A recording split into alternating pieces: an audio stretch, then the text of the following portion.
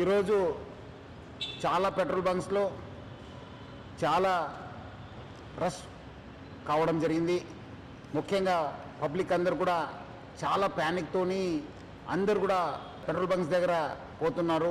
ఈరోజు నేను, మన అడిషనల్ సిపి గారు, జాయింట్ సిపి గారు, మన కలెక్టర్ గారు హరిచందన గారు, మన district civil supply officer Srinivasu అందరూ కలిసి మనం ఒక రివ్యూ మీటింగ్ పెట్టుకోవడం జరిగింది. దాంట్లో మనకు తెలిసిందేమంటే ఎటువంటి స్కేర్సిటీ లేదు, మనకు సఫిషియంట్ స్టాక్ ఉంది. 60 రోజుకు సరిపోయేంత స్టాక్ ఉంది. అది ఎందుకో ప్యానిక్ అయ్యి చాలామంది వాళ్ళు 2 వీలర్ కావచ్చు, 4 వీలర్ కావచ్చు, అన్నీ ఫుల్ ట్యాంక్ చేసుకుంటున్నారు. మనము మొన్న 22 రోజు చూస్తే 3024 KL మనకు ఆ రోజు సేల్ కావడం జరిగింది.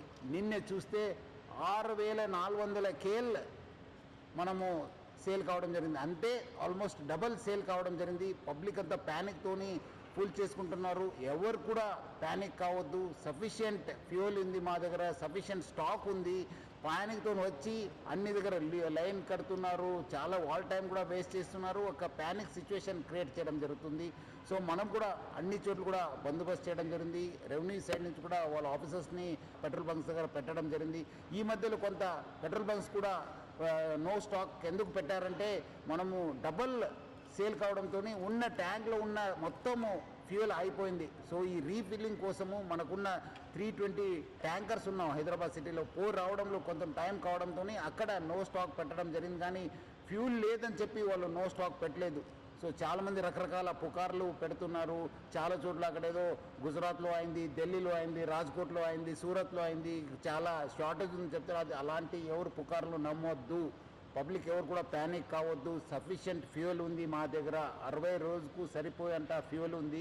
మనం చాలా డీటెయిల్గా రివ్యూ చేయడం జరిగింది. సో పబ్లిక్ ఎవరు కూడా ప్యానిక్ అయ్యి పెట్రోల్ బంక్స్ దగ్గర చేరొద్దు. మీకు సఫిషియంట్ స్టాక్ ఉంటుంది. ఎవరు కూడా ఫుల్ ట్యాంక్ చేసుకొని మళ్ళీ అనవసరం కూడా ఇబ్బంది పడొద్దని చెప్పి నేను మరీ కోరుతున్నాను. అదేవిధంగా పెట్రోల్ బంక్స్ ఎవరెవరు ఉన్నారు, HPSCL, IOCL, BPCL, నైరా వాళ్ళతో, ప్లస్ అదేవిధంగా రిలయన్స్ యాజమాన్యతో కూడా మనము టచ్లో ఉన్నాను. వాళ్ళతో కూడా మాట్లాడడం జరిగింది. వాళ్ళు కూడా ఇదే చెప్తున్నారు, ఏమంటే అనవసరం ప్యానిక్ సిచ్యువేషన్ క్రియేట్ అయింది సార్. సో అలాంటి పరిస్థితి లేదు, సఫిషియంట్ ఫ్యూయల్ ఉందని కూడా వాళ్ళు తెలియపరిచారు. కొన్ని చోట్ల ఈ వీడియో సర్క్యులేట్ అవుతున్నాయి, ఎందుకంటే చాలా లైన్స్ ఉండడంతో సోషల్ మీడియాలో బాగా సర్క్యులేట్ కావడం జరుగుతుంది. ఇక్కడ రష్ ఉంది, ఇక్కడ రష్ ఉంది, ఇక్కడ నో స్టాక్ బోర్డు ఉందని చెప్పి. సో అలాంటి ఎవరు కూడా వార్తలు నమ్మొద్దని చెప్పి నేను ప్రభుత్వ తరఫు నుంచి, నా తరఫు నుంచి, జిల్లా యంత్రాంగం తరఫు నుంచి కూడా కోరుతున్నాను.